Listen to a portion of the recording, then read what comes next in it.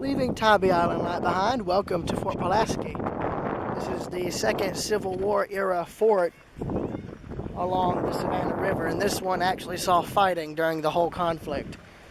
Ended up going through a 2-day siege that ended up being one of the first to use rifled artillery in military use. Sorry. You can see the defense moat they built around the fort here. I believe this is the top of one of the older lighthouses. Yeah. This is the original sheltering crown from Coxborough Island Lighthouse. Yeah.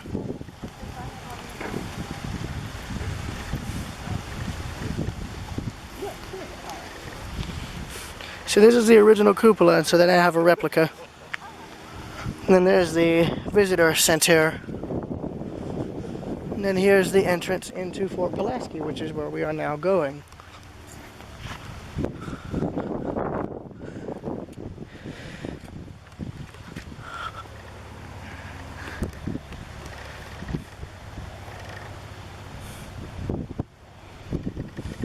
So this is the dim loon right here. So that's what that looked like during the Civil War, and that's what it looked like 10 years later. Half moon. So these were powder magazines later on. That's why the mounds are here. And so this is more like subterranean tunnels. And I've got until about 3 o'clock to actually look at this. And there's something for a friend of mine.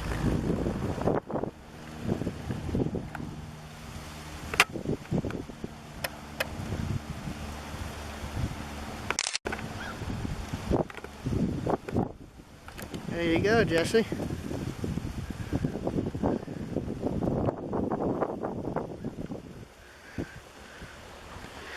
Now, this fort was used by the Confederacy until Union troops again started bombarding it, and there are still areas on the outer walls that have scarring from where cannon fire hit it. And I believe that's on the river side of the fort, if I remember correctly. I remember visiting this fort about 10 or 15 years ago with my family when we were visiting down here. But I have never been back since, so I wanted to rectify that since I was down this way.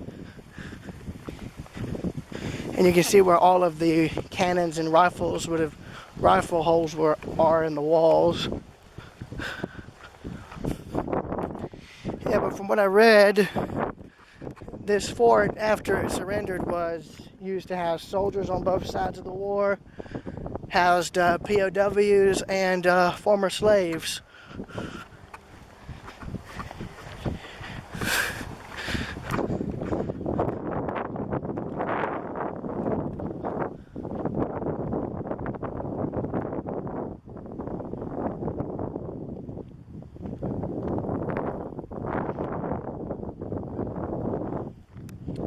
Crossing the moat into the fort.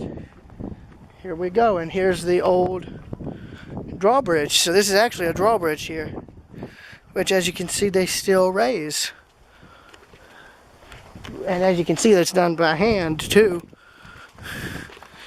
And now here's where I remember having some fun. I remember I actually scared my sister when we walked through these. Oh well, they've got them closed now, but when we went before, these were open. I remember all of these were actually open. You could walk inside of them. Not anymore, I'm afraid. At least I hope they have some of them open. Oh yeah, here we go. Yeah, here we go. So they've got one open. I'm going to take my phone out to give some light on the subject.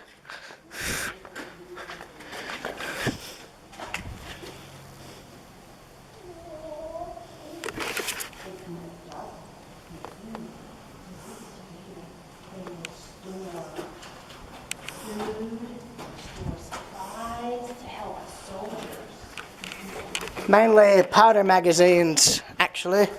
Magazines? Yes. Artillery? Mainly like gunpowder, munitions, bullets. Thank you for that information. Okay, Though I'm sure they would have stored other stuff. Oh, so this one's open. So we'll start in here. Oh, this is freaking creepy. Oh my God. Hello? Anybody home, huh? Think, McFly. Think.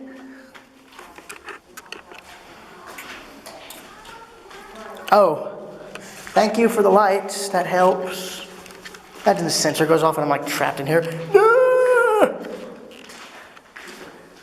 Yeah, so we are now standing in a powder magazine, or what would have been a magazine, meaning if some of this stuff blew up, well, don't worry, you're safe. It's not going to blow up the fort. The floor is made of tabby. Yeah, I remember this. Yeah, I remember scaring my sister here. And bear in mind, she was probably like 6 or 7 when we went. Oh, that was fun. Bit of water down in that little hole. Yeah, I remember this. And then you would have had cannons mounted right there. Hello?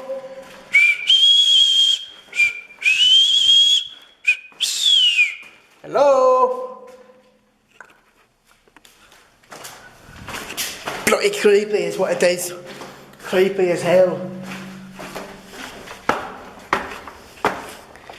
And here's where they would have had a swiveling cannon, 2 sets worth.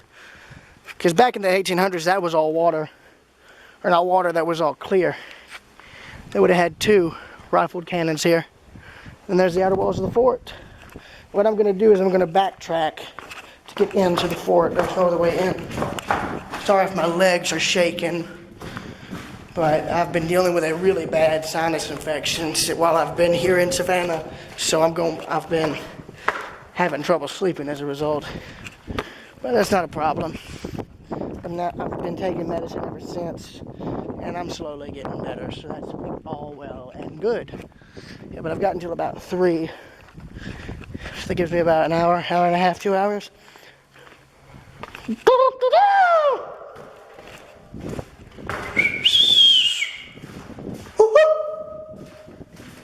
Echoes. The echoes on the walls. That's an original hinge right there. Both of those are original forged hinges.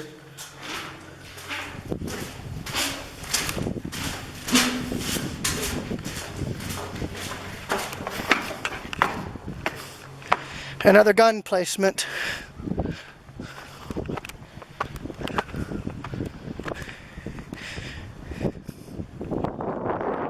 Here's where the soldiers were seen. I think in the 1860s this would have all been a wall here, and you would have had more proper fortifications during the Civil War. Ow! It's my foot!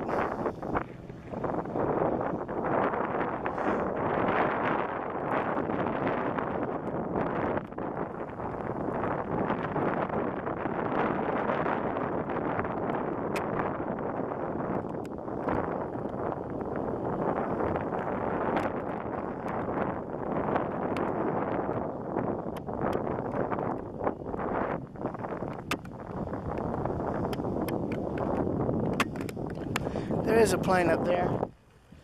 I just can't keep him zoomed in enough.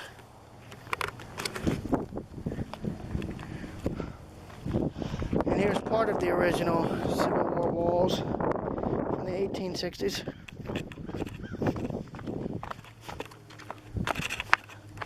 Now I'm pretty sure if they excavated all of this, they would have probably found a lot of stuff that would have been dropped by soldiers during the war. Well, now where the hell do I go? Let's go this way. Let's go this way.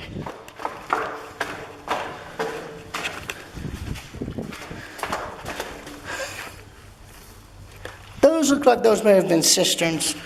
Why do I say that? Because there's water underneath. I bet I'm getting backtracked. Oh no, I'm not. So this is the way I would have gone had I gone this way and taken the left. But take note, this is all tabby. This is a mixture of sand, seashells, and clay. It's actually quite firm. A lot of buildings that were made using this material still exist today. Or at least walls and foundations anyway. Anything wood would have rotted. That's interesting. I wonder if that has some significance. Marks in the granite. Marks in the marble.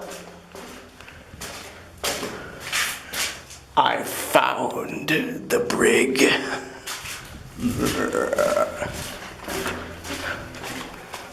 Another thing that's flooded. That's gotta be some kind of cistern where water could have been accessed for guys here in the fort.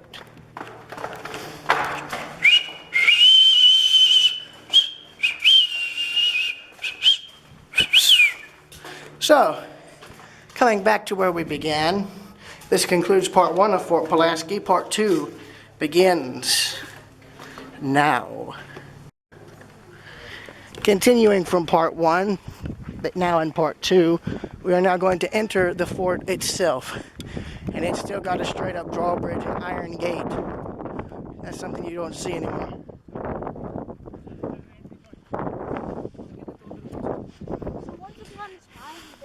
Yeah, and here's the moat. Here's the original defense moat. And then here's the immense walls of Fort Pulaski as they stand. And it's actually a very impressive structure. Now, I'm not going to go into the full history in detail regarding the fort over the years, but I will be making sure to include links to the websites to the both Fort Pulaski and Fort Jackson. So, with that being said, I will be making sure to include those when these videos are published.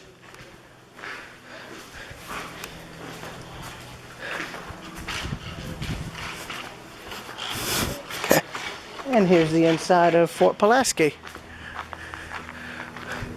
So you've got barracks here and then cannon placements all throughout facing the water.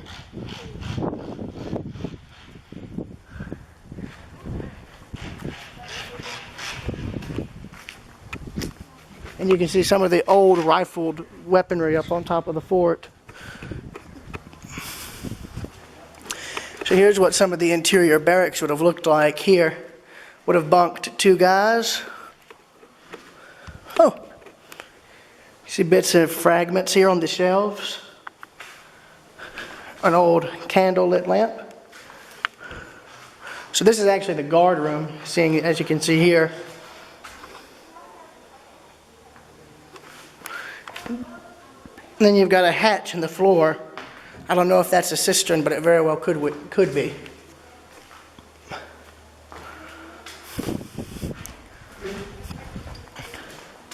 But here's an idea of the cutaway of the drawbridge here.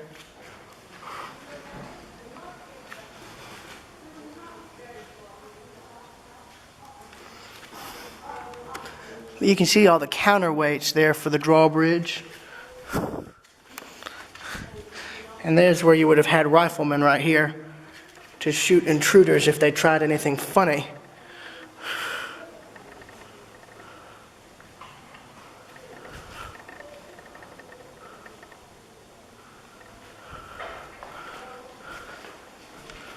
So those are sally ports, and then here's how they would have heated this. They had fireplaces, so that's how they would stay warm in these forts during the winter months. They would have heated them by fire.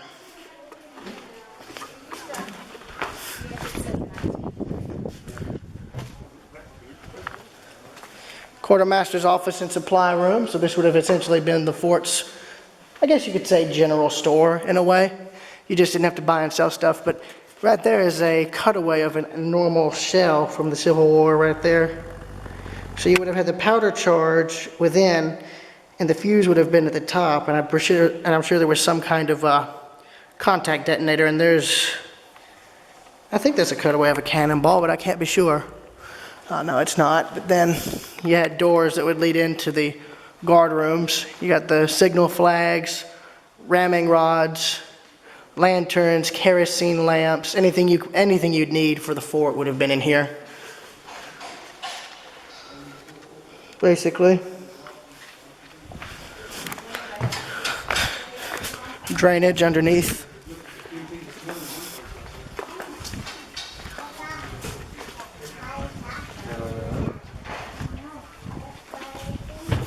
And then this was, if I'm thinking right, yeah, the chapel. This was the chapel.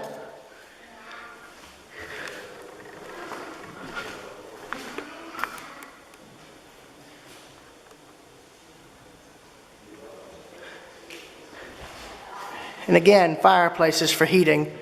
And as you can see, the roof is showing its age, but I'm sure at the time these would have actually been brick. That might have been a brick roof later on, or early on. And again, more areas where the walls are needing to be fixed. Now that's actually, that kind of wood you would see is common in a lot of older houses, and there would be plaster in between to seal that, and it would then act as a grip for the actual plaster you see in the ceiling and the walls. A lot of older houses are able to keep standing for years without maintenance because of that design. So walking in from the chapel, we are now entering into the, what is this? I believe this is the officers' quarters here. Unless that says different. I bet that says different. Let's see if I'm right. Again, another little hatch, probably for water. Federal officers' quarters. So yeah, this is where the officers would sleep, more or less. And take note, every room has a fireplace to provide heat during the winter months, because it could still get cold on the coast. It wasn't like Florida all the time. And then you've got officers' rifles there, cooking pot that would have hung over the fireplace, early wheelbarrow that would have probably been thrown into the fire to provide a bit of an air freshener, because they didn't exactly have deodorant back then.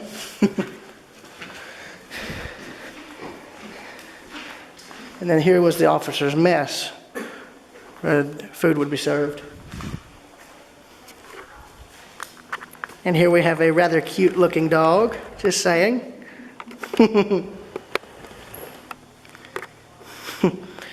Yeah, this is where part 2 will conclude. Part 3 will continue this momentarily. All right, here's part 3. So this is the infirmary. So this was the fort's hospital. And you would have had the doctor right here. There's the medicine cabinet there and a shelf where you would have all his medicines. And bear in mind, since this is also the 1800s, particularly the 1860s, yeah, they didn't have any machines to do any kind of surgery. That was all done by hand, meaning you'd be having to deal with the following surgical equipment. Yeah, that's what they would be using to operate on you back in the 1860s, especially if you had like a wound where a limb would have to be cut off. Fun time, fun time. And by the way, if you didn't have ether, you would have to tough it out big time. Either that or bite into a very, very hard stick. Just saying. I mean, that's just how it was back then. And then I'll bet this was the commandant of the fort. Let's see if I'm right. Commanding officers' quarters. Okay, so as you can see, a little bit better living conditions, for a fort anyway. But as you can see, every room we've been in has fireplaces to provide heat. So, continuing on, and as you can see, there used to be a door there. Continuing out of the commanding officer's quarters, we are now at the far end of the fort, which means we now have gun placements. And as you can see, bits and pieces of brick are missing, and that is probably due to shrapnel, along with age. And then here you've got,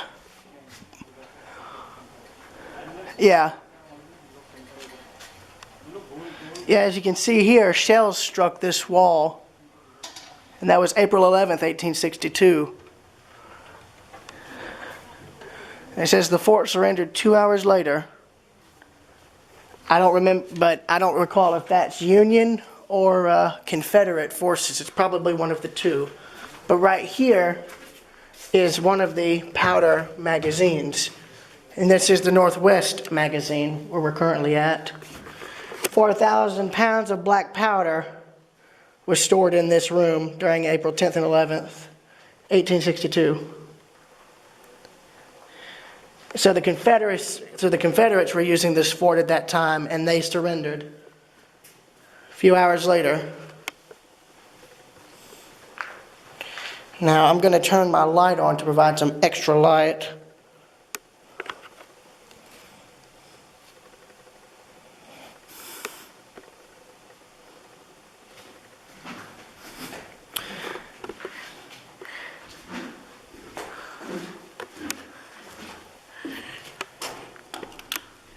You can see, I think, the original floor, more or less, or the foundation. So I'll bet if they excavated this, they would have found tons of artifacts in here. I'm sure there would be artifacts in the fort. You just got to know where to look for them.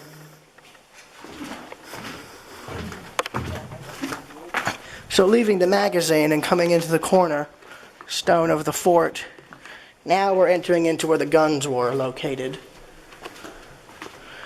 where they now have trees apparently. So here's one of the early swivel guns, and you can see how they would have worked.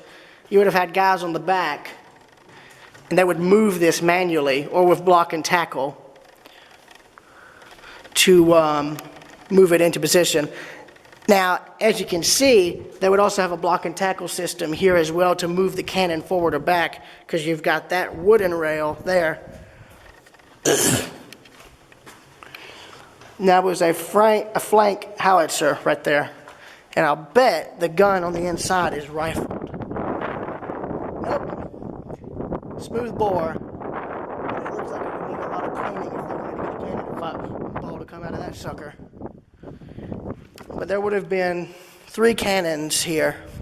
One here, and then one here. And then as you can see the outlines in the wood where the other cannons used to be, where all the iron would have been to help them move. And then another hatchway. And it looks like there would have been a cannon mounted right here too at one time.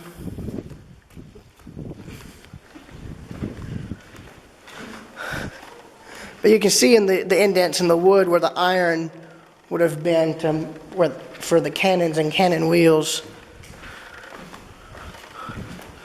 And you can see some non-rail cannons here. Another area looking down into the depths below the wood part of the fort.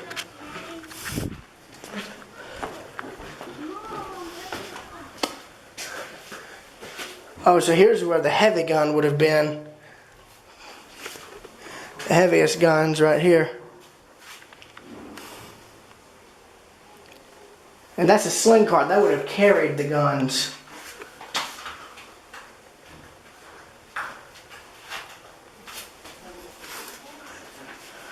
That was to move the barrels themselves, mind you. Not the entire cannon, but the barrels.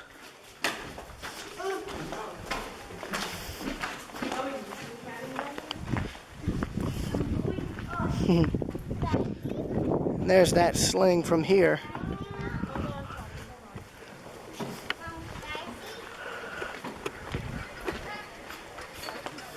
And here's the enlisted men's barracks. And as you can see, they got a little wood stove right there to provide heat. Then you would have had supplies as well.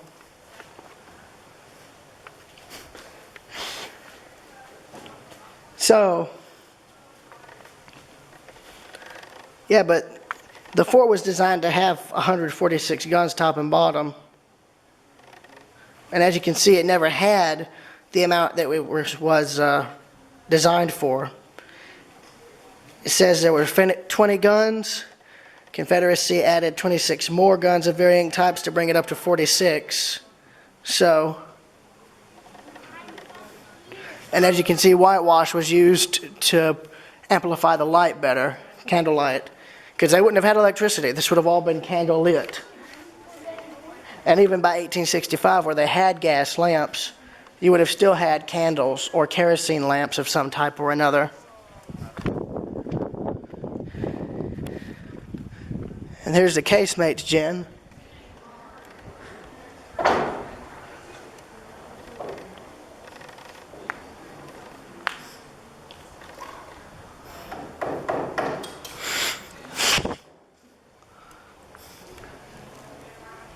And that's how you would move the cannon barrels right there. That's literally how you do it. That's all manpower.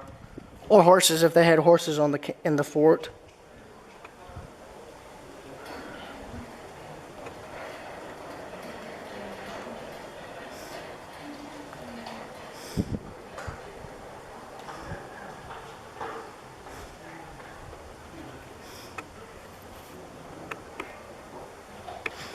Oh yeah, that's right. They'd have to use a Chinook to move cannons up to the top. That's right. So that's what one of the large cannons would have looked like right there. And then you've got a smaller one behind it. And here's where the iron would have been to move the cannons so you could rotate them to get a better firing position. And you can see where that used to be mounted, where the spikes are there and there. And then this was, I believe, a artillery or ammo cart. Ammunition and magazine and ordnances would have been stored in this. They're doing maintenance right here.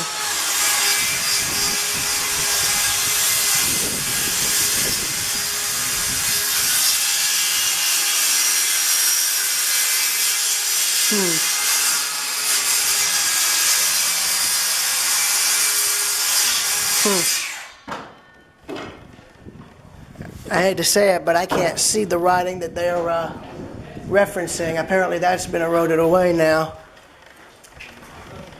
And then that looks like where a piece of shrapnel hit right there. Same with there too. Who knows? If there was stuff hitting the inside of the fort, there very well could have been, yeah. There very well could have been shrapnel. And then here's what you would have seen if you were a gunner. If you were a gunner here at the fort, this is where you would have looked out alongside the guns. And the center would have been used for like drilling, roll call, that sort of stuff. Keep the soldiers exercised and whatnot. They'd train them in the middle of the grounds. More strap iron for the cannons, and this is what that other cannon they have on display would look like on a full set of barreling here. This was a 42-pounder smoothbore, meaning non-rifled. That's a non-rifled cannon. And it's an original one. That's not a replica. I don't even think they could make a replica Civil War cannon if they tried. And I have no doubt they'd have to move those with block and tackle as well, and that would be right there. That would help raise and lower the gun. And there would be more of them, as you can see. All of the areas that had these grooves in the wood, that's where they would have had these guns laid out. There would have been one right after the other.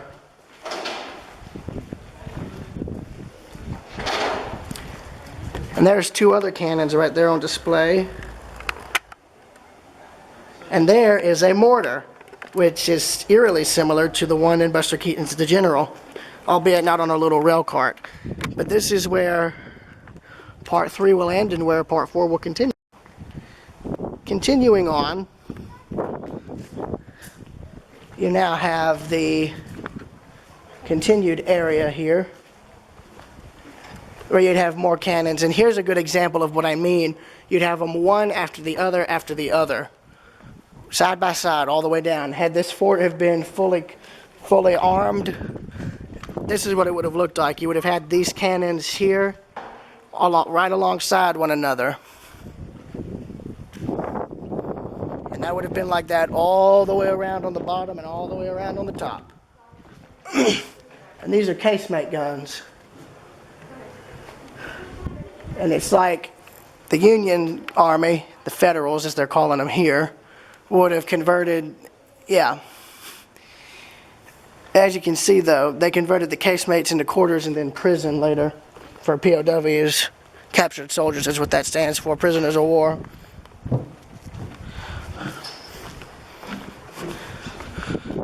Yeah, but here's an idea between smoothbore and rifled artillery. Yeah, rifled guns started showing up in the Civil War. But as you can see, smoothbore had a maximum range of 1 mile.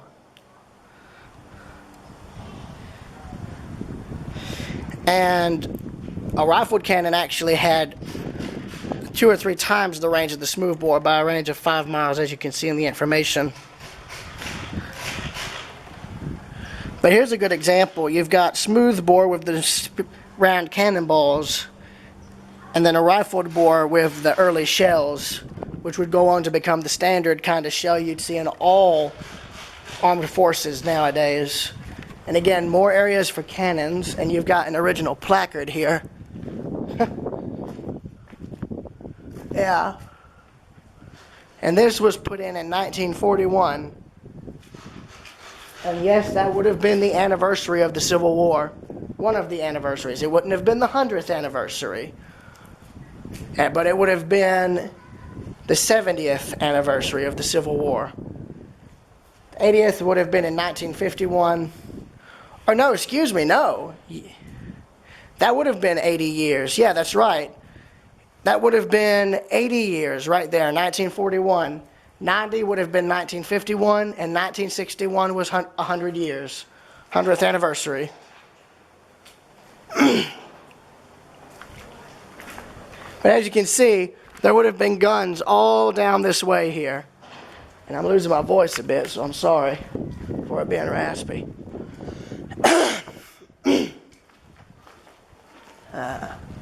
What have we here?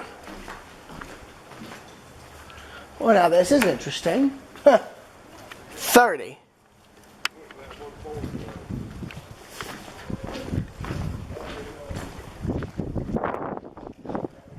That's another overview of the fort and where we came in.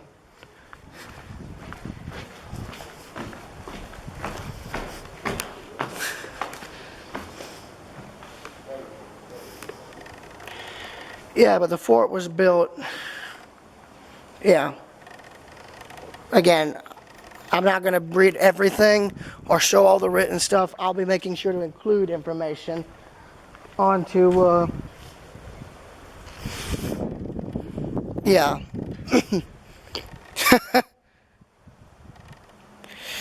Yeah, I'll include the National Park Service's information for the fort, for both Fort Pulaski and Fort Jackson, in the video descriptions for both forts, this one and the one for Fort Jackson. But that wood there is called blindage, and as you can see in this Civil War photo, you can see it here all along the inside of the fort. And that's to protect troops against incoming shots and shells. And then they dug trenches to catch rolling shot here in the parade grounds. That's this green field you see here in the inside of the fort. And here's the original way to get upstairs, the original spiral staircase. We'll get to that in a minute. And here's where they've walled everything off to give you an idea of what it would have looked like in here. And now we get to the brig. Get them into the brig. As you can see, they're storing stuff in here.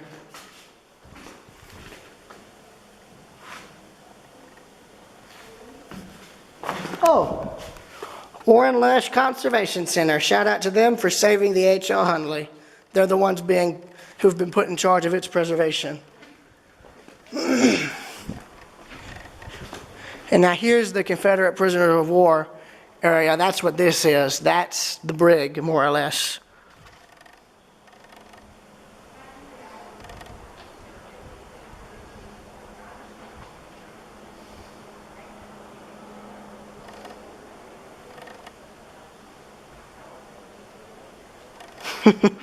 The immortal 600. Wow.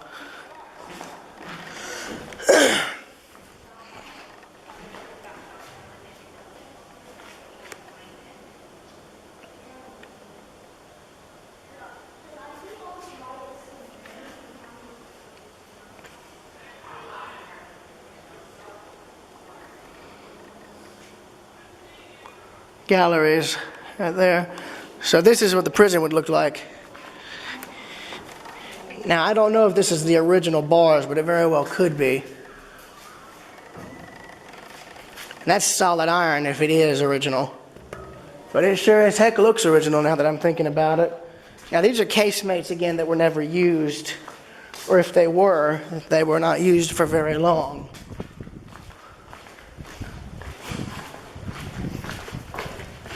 What am I looking like on time? I need to just make sure.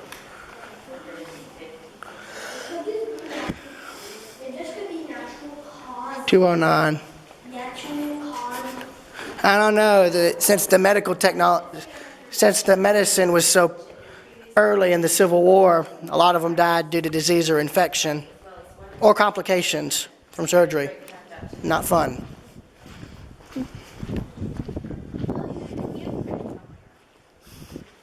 There's what the siege looked like. Not very fun.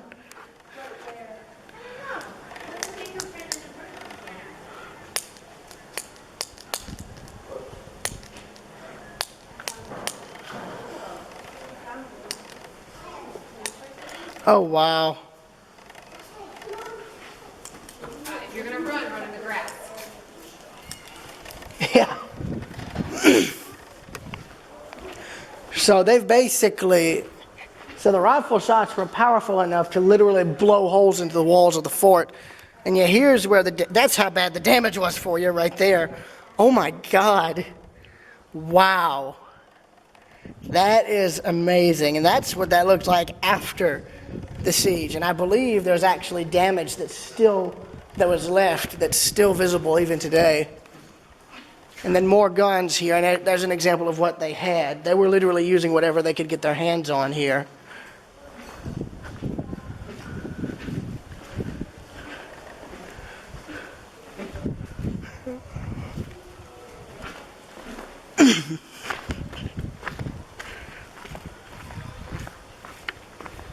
I don't know what that was right there. I hope it doesn't rain. Yeah, but here's the commissary. Oh. Oh, shoot. So they attempted to escape. Oh, shoot. All right.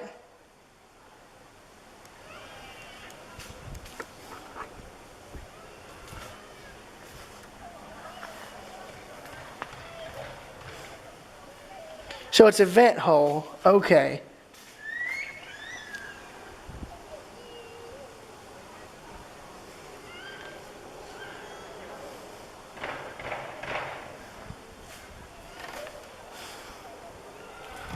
And that's still there even today, which is amazing. Somebody ain't happy. I don't know what this is.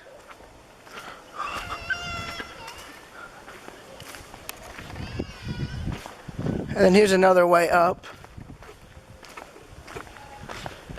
But I want to get down here first.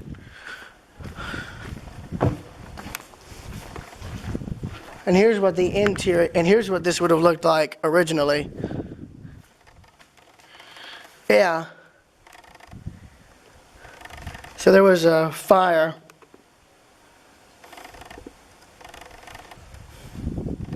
So this is the top layer of the foundation here. That's interesting to me because you don't often see this very much. So I'm glad they kept that. And then there's pilings below that to give it extra strength.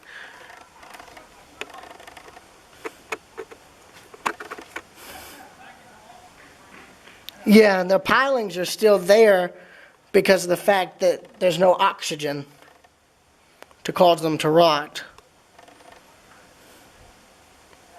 which is amazing, and seeing as the fort is well over 100 years old, maybe even over 200 years old now if you think about it.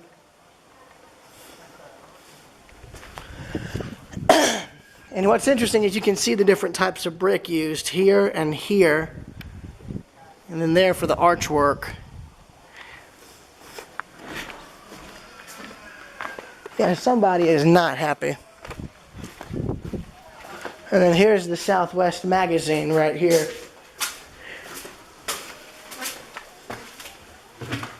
And this is what it would have looked like on the other side as well. I think all wood, and that would have added an extra layer of protection. Problem is, you wouldn't want to be in there if a cannon shot from a rifled cannon came in, because if it broke through the brick and then the wood, it would have broke the wood into massive pieces of sharp shrapnel. And if you got your arm impaled with that, I'm sorry, but back then you would have just had to have that cut off. On wooden sailing ships, they had that problem, where when cannon shots hit the actual ship, most of the men on deck ended up having limbs impaled with bits and pieces of broken wood that became shrapnel due to the impact caused by the cannon shot. And as such, those limbs, due to the medical technology at the time, had to be amputated in order to save the crewman's life. And even then, a lot of them died from infections that came after the normal operation concluded. And right here is more of the foundation, as you can see down below.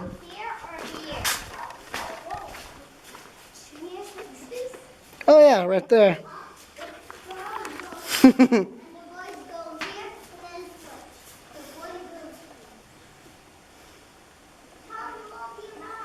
Yeah, but the fort was constructed from 1829 to 1847, so that's interesting. But there is an original paw print, so that's neat. And then here's another cannon they would have moved.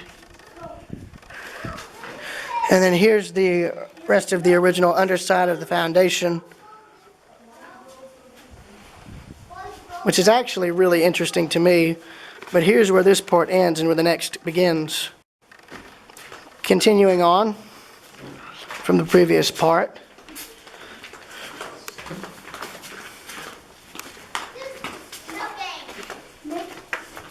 You can see where bits of brick are missing right here.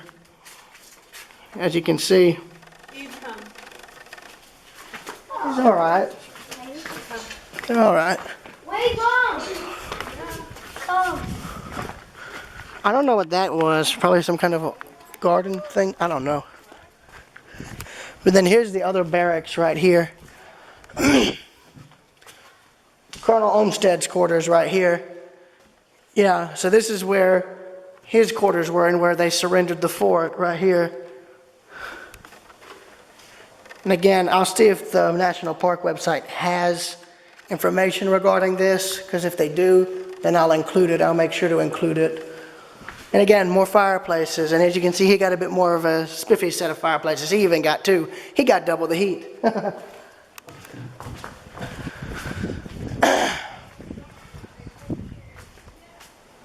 Oh, it's a fig trees.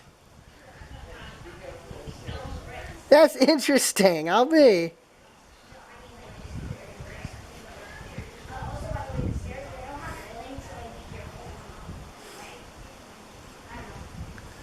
So that is the original fig tree grove that was planted here at the fort. And apparently, as you saw in that information, this thing still bears fruit almost 200 years later. That's incredible. So if you ever wanted to know what an 1800s era fig would taste like, this is the place to get one. That's actually really neat. That's a neat little quirk with it. And then they've got these locked or closed. So basically, those are probably being used for storage or office space. And again, I'm going to look at the top of the fort in a minute. Oh, this one's open. And as you can see, here's the windows. Now, as you can see, they were double latched, so you could move each window pane separately. You could move that both down or both up. And I'd imagine back in the 1800s, that would have been a movable window pane as well to allow for airflow. And then here's a original fireplace, two original fireplaces there and there. And then here was the waste supply. So that's basically like the sewer, more or less. So these are the cisterns here.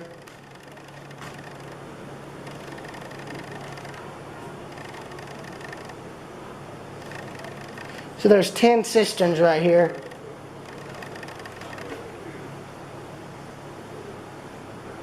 And these cisterns could hold 200,000 gallons of water.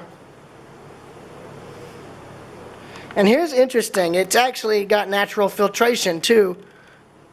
Oh wow, look here, in a series of lead pipes. Ugh. I'm pretty sure that would need to have, I'm pretty sure that would not be allowed today, but of course back then they didn't know that lead poisoning was a thing, so yeah, that's interesting.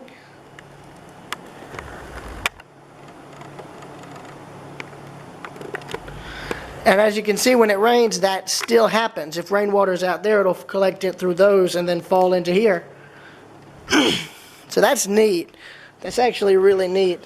And of course, even back then, I'm sure they would know boiling water would help get rid of any pathogens too, so that would be interesting.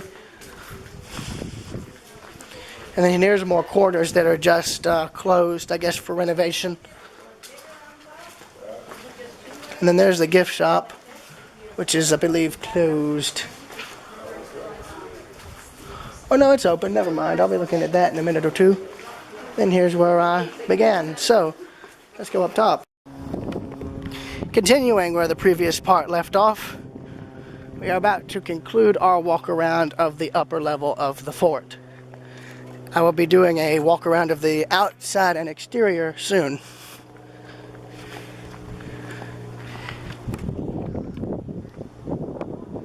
Here's a rifled cannon, 1, 2, 3. That's an old rifled cannon too, and as you can see, they'd have guys coming over here and turning this to aim it by a worm gear. Oh, hang on. They're still stenciling in the metal right here. Yeah, right here. There. Texas Iron Company. Patented December. I can't see if that says 1885 or 1980 or 1840. I can't see the date. There's a date there. Hold on, 1850. That's 1851 or 1857. I can't make it out. But I see a 1, an 8, a 5, and that could either be a 1 or a 7 right there. Wow. That's amazing that that's still visible after all this time. Maybe. Yeah.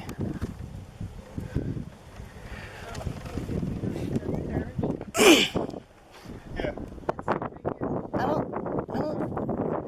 That, yeah, because I'm looking right here, and the indentation looks like it's a 7. I see a 1, and then there's an 8, and there's a 5. Yeah. More like a 1. Maybe.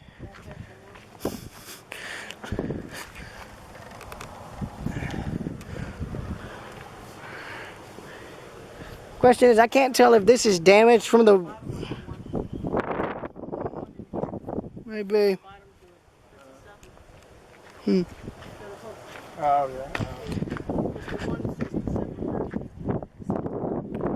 Oh, wow. Yeah. Yeah. Now, I wonder if that's from the fighting right there. Could be. Yeah. It's not like that. Might be more deterioration. That's definitely, yeah. Oh, yeah, that looks like where a shot came through. Yeah, my camera battery is dying, so I'm probably going to switch over to my phone and film the rest on my phone.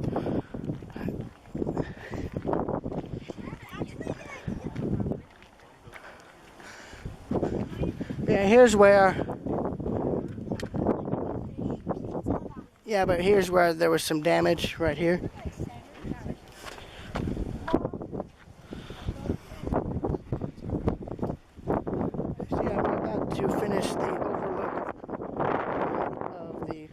overview, excuse me, of the upper portion of Fort Pulaski. Returning to where we entered on top in a few minutes.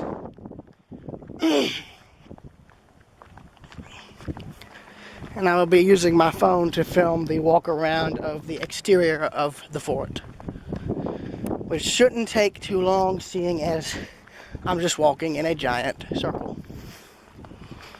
So yeah, till next time, this is Railroad Preserver 2000 at Fort Pulaski, signing out.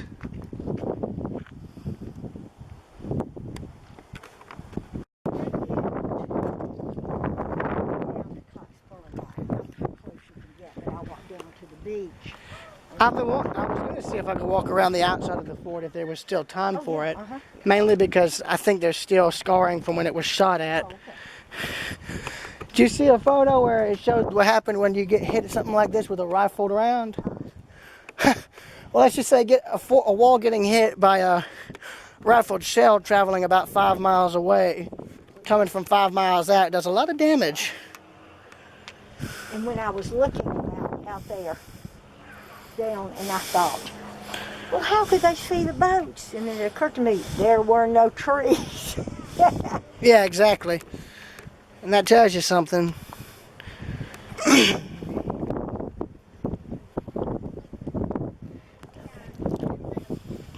Yes, so there was the original island line. Right. The 1920, 33, 51, 76.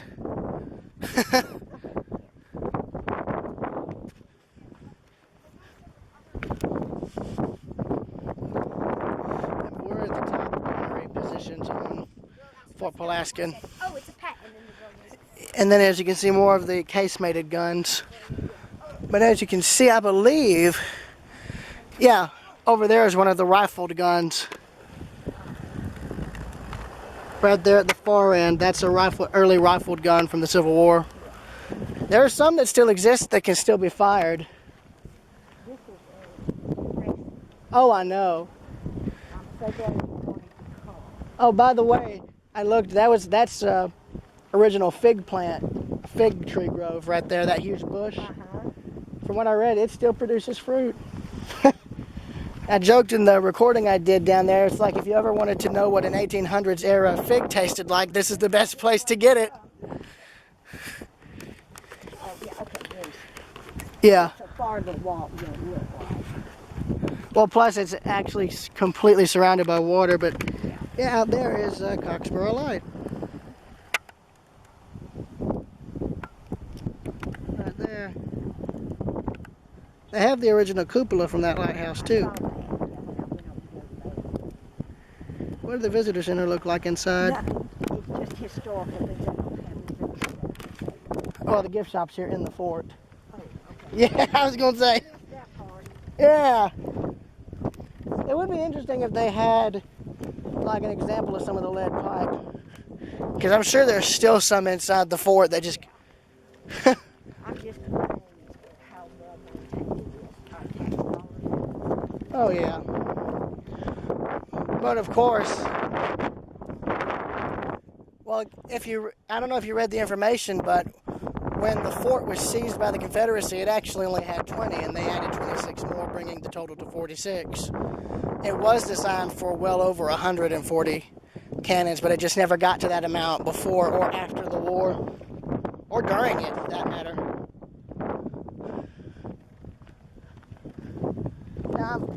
Now that I'm looking at this, they probably did have railings, because see the indentions in the granite right there? That probably would have had wood railing on the back to prevent guys from falling off, because I'm sure if a fall from this height even back then would have been fatal. Back then especially, now that I'm thinking about it.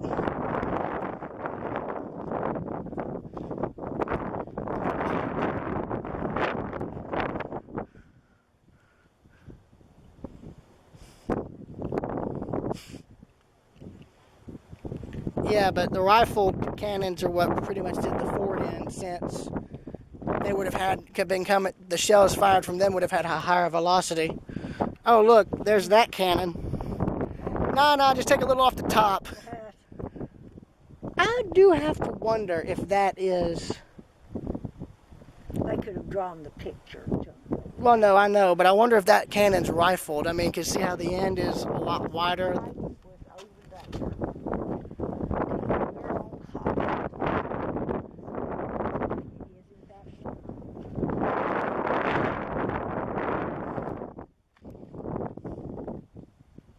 Yeah, but I think I would think the part of the fort that would have most of the damage is this whole side. I would think. Yeah, because. But Titus also. Well, also remember the island's shape has changed over the years due to currents and erosion. Well, it shows it right here actually. There it is in blue. That's where they had Union guns set up. Come here. Here, come here. It's right over there. Well, if you could look, Right there.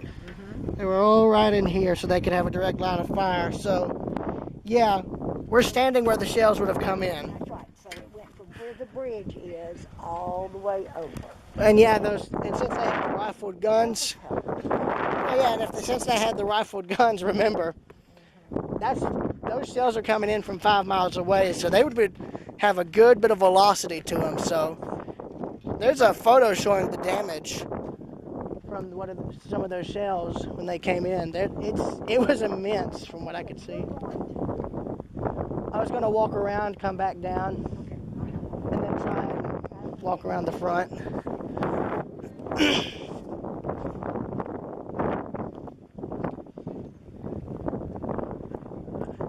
But it is interesting, but now you can see why I wanted to come back, because when I came back here the first time, I mean, I didn't really pay too much attention. Of course, that's different now.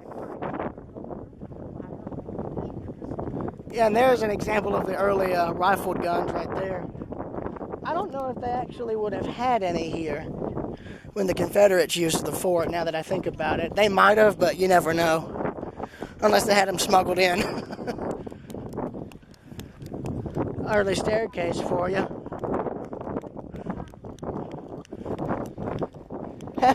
Back in the 1800s. Health and safety, what's that?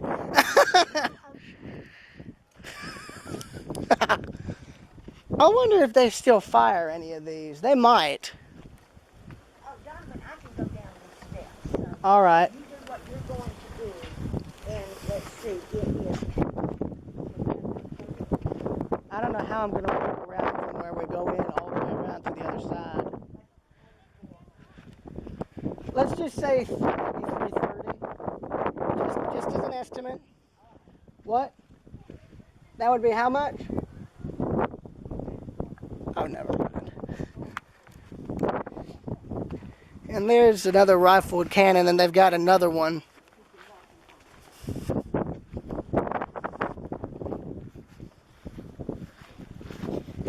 Bear in mind, I believe these would have been brick.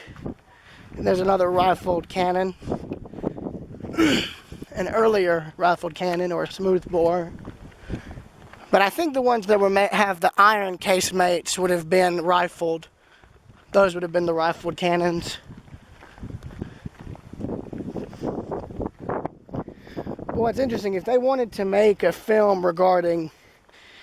But the good thing about the fact that these forts have been preserved is the fact that if they wanted to make any kind of film regarding the Civil War, they can do it at the place they actually fought at.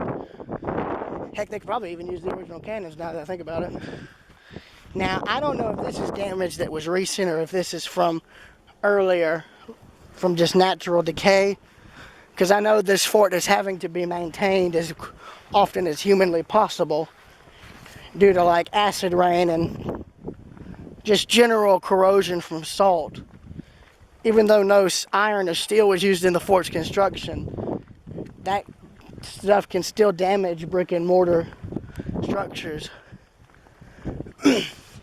Yeah, so the iron mounted guns, those are the rifled ones. You can see the iron casemate placements. So the side of the fort that has the iconic damage is going to be all of that side and parts of this side as well. And I'm losing my voice apparently. Oh, there's probably some shrapnel damage, unless that's just again, natural decay and damage. Let's see. Oh wow, look at that.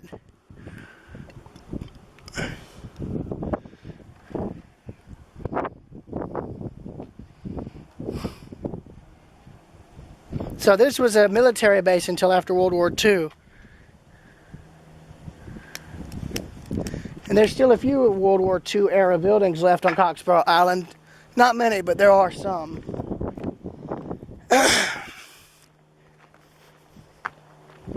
But there's the iron-rigged casemates. Still fairly old for Civil War standards.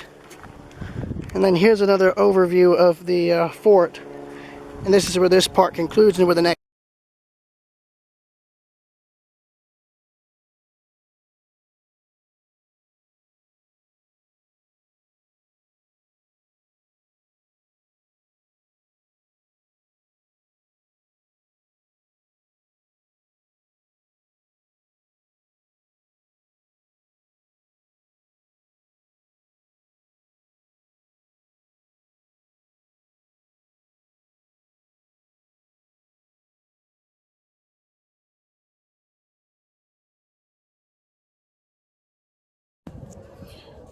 Continuing from the previous part that I filmed on my camera, I'm now going to try and walk around the exterior of Fort Pulaski.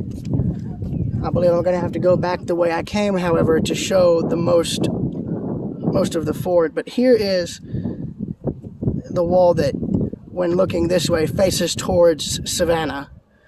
The wall facing Tybee that has all of the damage, so I'm going to try and show that as much as I can. I've got till about 3 to 3:30 before I can do that. So I'm going to pause the recording here and then cut it back on when I get to where the wall is visible. See you then. Crossing over the defense moat here. We're now outside of the fort and now within the outside of its walls.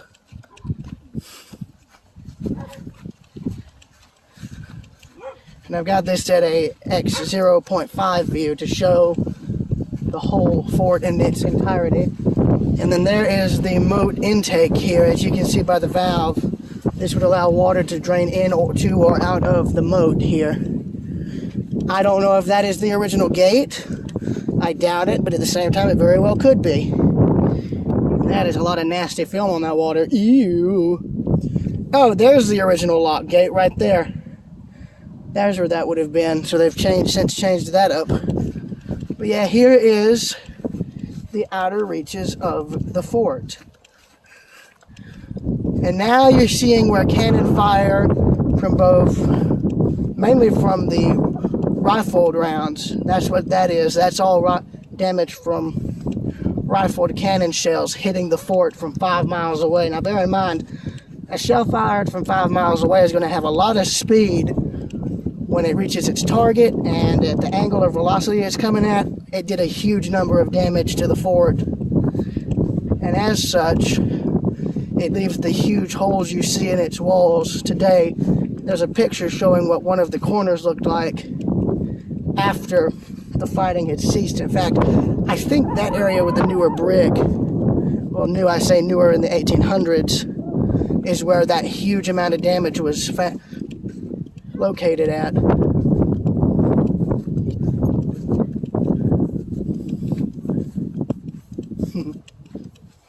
Sorry. But you can see all of the damage from shell rounds, shrapnel, that sort of thing.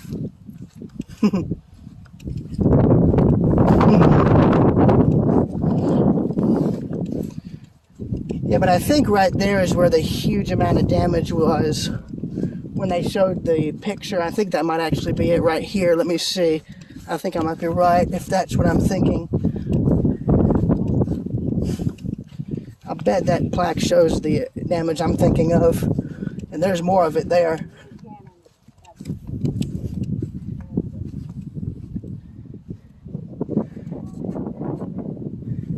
brings a whole new phrase to where that'll leave a mark. Yes, right? Hope you get to feeling better, man. Oh, your arm there, buddy. Thank you. You're welcome. It's crazy. And 5,275 shots and shells within 30 hours. Whew. I know, right? Early shell shock is like, oh yeah. Oh shoot, there's still a, that's interesting. 7 shaped scar. Oh yeah, right there.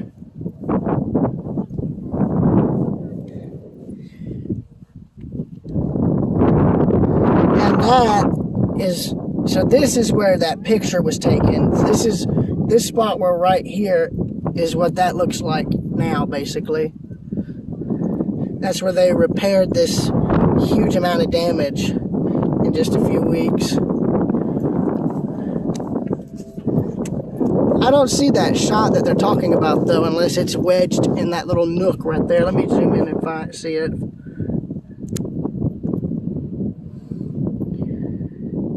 Oh, yep, there it is, right there. In fact, I'll use my camera real quick to show that. Yeah, there's a cannon round still wedged in the wall.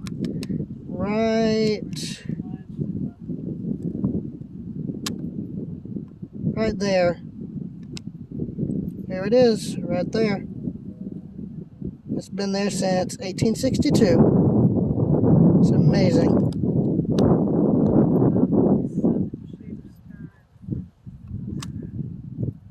And there's where they repaired the massive amount of damage sustained to that corner in just 6 weeks.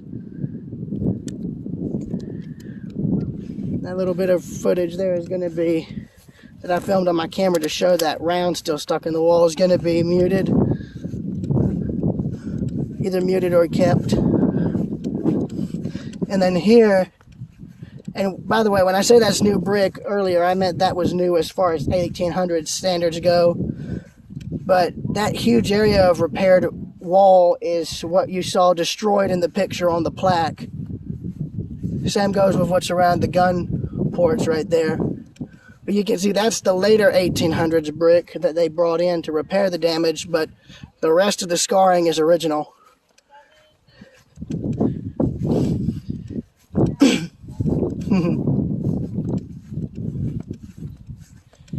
And this is the portion that faces Tybee Island. So this is what took the brunt of most of the damage. And you can see the shots hit all the way up to the upper cannon area, and that's where some of the wall got took out up there. If you look, that wasn't natural decay there. That's from, I think, cannon shot that hit the fort at like God knows how many miles per hour. Probably well over 100 miles an hour, maybe higher. And I think some may have actually entered the inside of the fort, as judging by the photographs taken inside the fort just after the fighting. But this wall is what sustained most of the damage, and you can see which sides didn't get hit that much. Though there's areas inside the fort that show scarring that's just as bad or just as severe. There would be enough of there'd be a damaging enough to cause some great obvious concern, especially where near the magazines there's shrapnel damage on the interior fort walls near one of the magazines. I'll just say if one of those had blown up, well, there wouldn't be much of the fort left.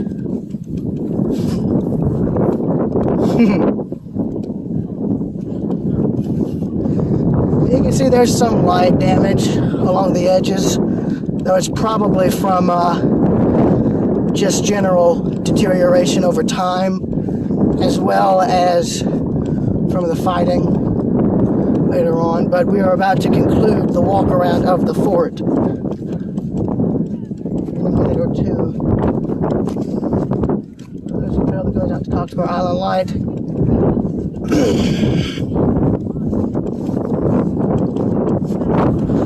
Oh, that sea breeze feels so nice.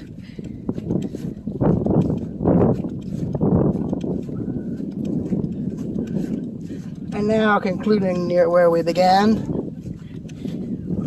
We are about to reach the end of this walk around of the exterior of Fort Pulaski. Now, I know my audio is probably not going to be the best due to the wind, but I'll be looking back at this footage again to make sure.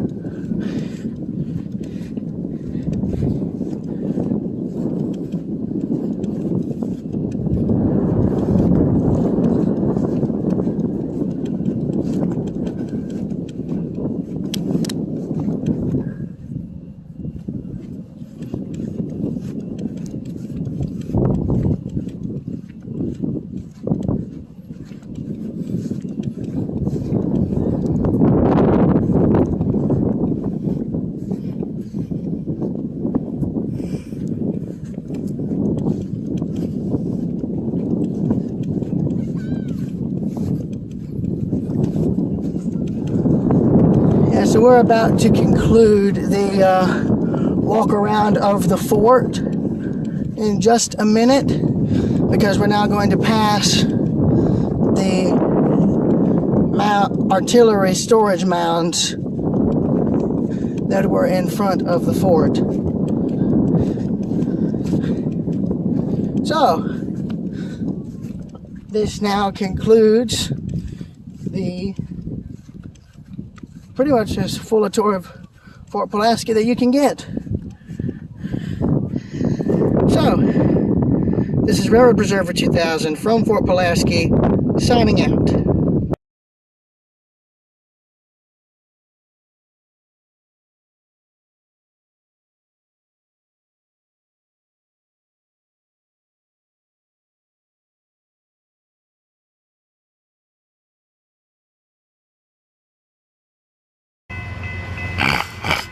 Is the bush in the way? No, it's fine.